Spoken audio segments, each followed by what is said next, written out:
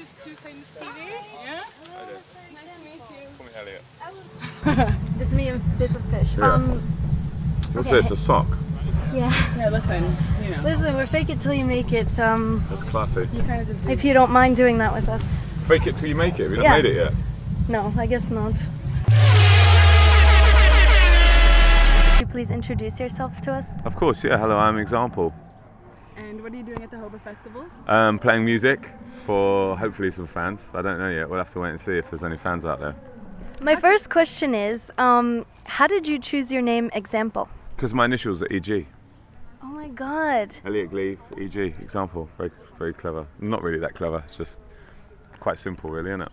So is your band name EG, like it's Example spelled out, but then you do EG? Well, no, because I'm Elliot Gleave. I'm Example. When I was at school, when I was about 12, I started rapping in the playground, and obviously here everyone needs a rap name. So this guy kind of told me that my name had to be Example, and I didn't have a choice. And then as times have gone on, I've become less a rapper, more a singer and a producer.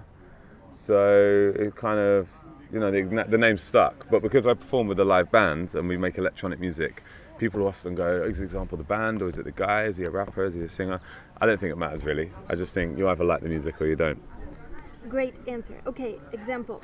Can you talk to me about festival shows versus club shows? With club shows, I tend to do the show just me and a DJ, and with festival shows, I bring the band. So drums, guitar, bass, keyboards, and they're both different for different reasons. Like I like how close you are to the energy in a club. I like that you can always touch the crowd.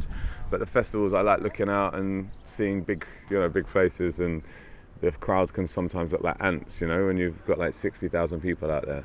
But for me, the main thing is I get to travel the world, so I don't really care whether someone wants me to book me for a club in Hong Kong or a festival in South Africa, you know, I'll be there. Speaking of the world, you're in Norway right now. What do you know about Norway? I know that it's full of beautiful people. I know that they like fish and fishing, and they're very friendly. They speak amazing English, and their festivals are on farms. The nature of festivals means that sometimes people don't show up for your set. How does that affect the way you play, or how does that affect you as an artist? That's a good question. I think, like, the way I look at it is because like in the UK, like I can headline a festival, and then I may come to Norway where I'm on, you know, like the 3rd or the 4th stage, and I've got an early slot.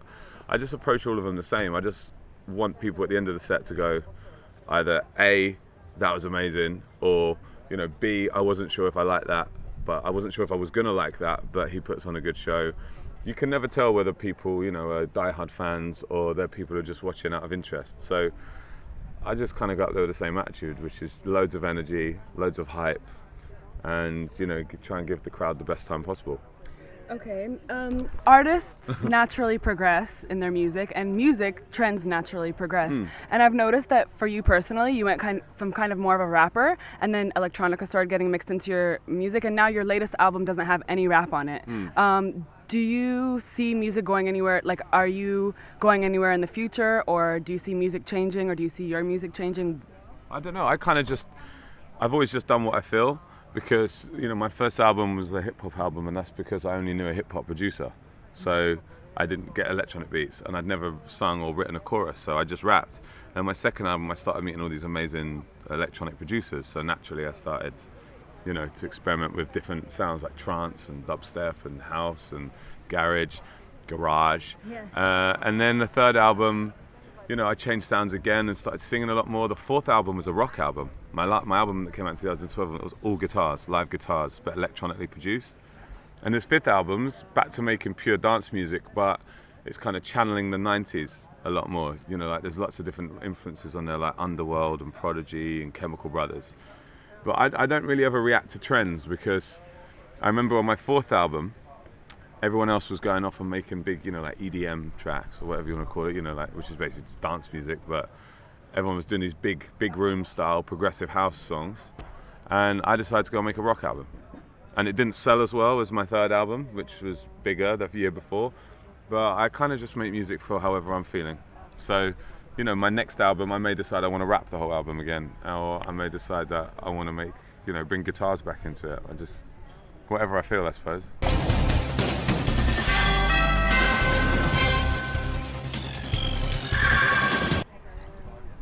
how is... Wait. Look at you leaning over.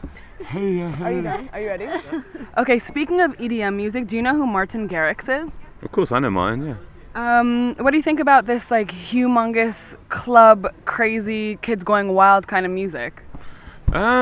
It's weird because America's kind of embraced it at the moment and kind of branded it and, you know, given it a name and a sort of sound and a, you know, almost like it's tried to define something as a cultural movement. And, you know, Americans invented house music. And then they sent it over to the UK, or we took it over to the UK and Europe and did our own thing with it for like 2 decades.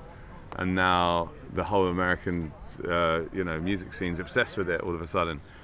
And I kind of felt like dance music's been around America for ages, but they kind of need to rebrand it to get people into it.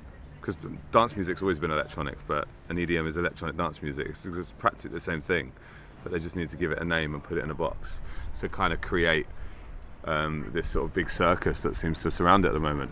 But I think it's great that, you know, like they've made loads of stars out of it, because, you know, you need people to lead a genre or lead a movement. Yeah.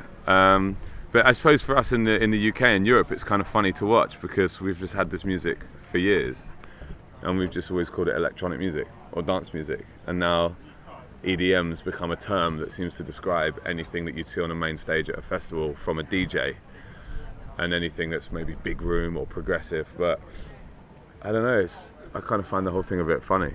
I mean, I know a lot of these DJs. I know nearly everyone, you know, in EDM. I've worked with them, I've met them over the last 5 years, so it's kind of weird to see how these people become like superstars overnight. But it's crazy. Some of them off the back of just 1 or 2 songs. But it's crazy that Martin Garrix is 19, right? Like, he is 19 and he's basically controlling crowds of people.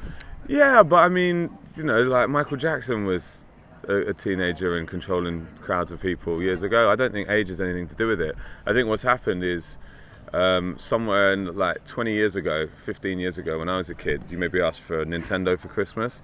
Now kids are asking for laptops for Christmas when they're 12 or 13, so they're learning to produce when they're really young. So by the time they're 16 or 17, they can already produce a song from scratch.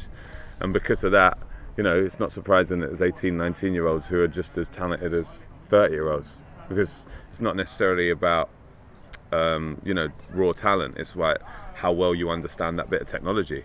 And these kids who understand technology, like some kid might have understood Sonic the Hedgehog, you know, like 15 years ago. That's cool. We read online that you have a photographic memory. Is that true? Yeah, pretty much. If we read you a series of numbers, would you be able to repeat it?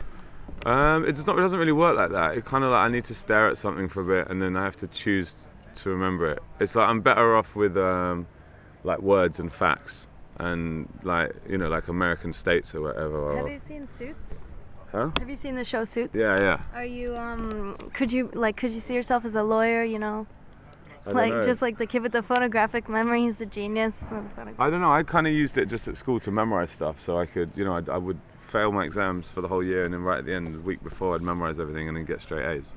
I'm sure it helped you as a rapper too to remember your lyrics. Yeah, but that's different because I think when it's got rhythm to it, it's easy to remember just because of the rhythm. Like the way I look at stuff is like, you know, I just I'm really good with memorizing lists because I can see a load of words and then I can kind of give a rhythm to them. You know, like, so whether it's like European countries or, you know, American presidents or English kings and queens or whatever, someone just gives me a list of them, I can study them for a few minutes and then recall them all instantly. I really genuinely wish I had that power. Your album is going to be released on July 7th. It's called Live Life Living. Tell us about the album and what we should expect. It's my 5th album. It's a very uplifting album because my last 2 albums were quite dark in their tone and musically, and this album's like, you know, lots of major keys rather than minor keys, and it's just it's about escapism and hedonism and just positivity, because it's for me, I'm like in a positive place in my life for once, which is nice. That's awesome. That's very good to hear. What about why for once? What do you mean? Oh, just, you know, like in the past I had a bad few years, you know. Like in 2010 to 2012, I had a bad time, but now I'm, you know, a much happier place with myself, with my health, with my wife. It's all good. Your wife is very beautiful. Yeah, she's all right.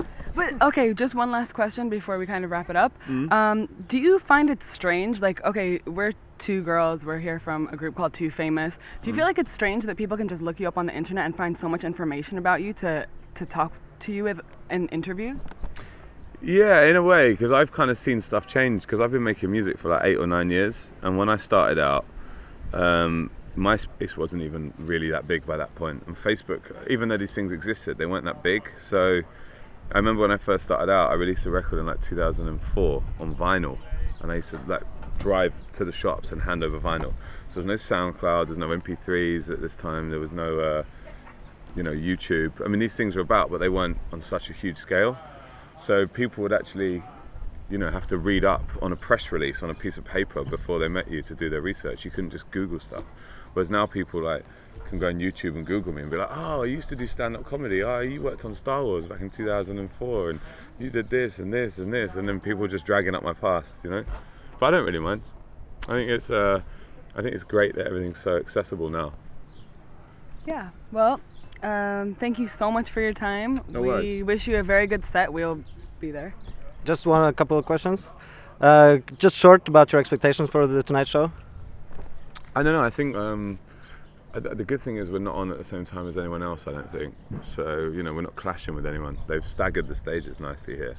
Because sometimes you do festivals and it's like, I was in Germany the other week and they're like, oh yeah, Linkin Park on at the same time, and I'm like, oh great. But we still had 10,000 people come watch us. But yeah, tonight it's interesting because in Norway, people know my songs more than my name. So everyone, you know, if I've met people and like I say, oh, example, and they're like, oh, I don't know, and then I sing 3 or 4 of my songs and they go, oh, I love that song. So maybe people will see the stage and then start wandering over. Cool. And anything you want to say to your Norwegian fans? Yeah, just you know, thanks for having me again, and I hope to keep coming back every year. I kind of see this career as like a long game, and it's taken me, you know, like 8 years in the UK, and now I'm starting to, you know, for the last 3 years I've started to go into Europe and America and Australia, and just hope it will just keep building, because I'm not going to give up. Cool. Do you guys want to do this or a couple of times? I think it's cool. We got good stuff here now. Cool. Okay, you thank so you. much. Thanks, guys. Thank you so much. Do you want to say So like what, are you you're guys here with Too singers Famous? or DJs or what? Or presenters? Do we look cool? Not even We just hang Do we out. look like we are? But you said we're from a group called Too Oh, Famous. Too Oh. Famous. Sab kanti jugu jugu, too famous se, tu log stop kar de.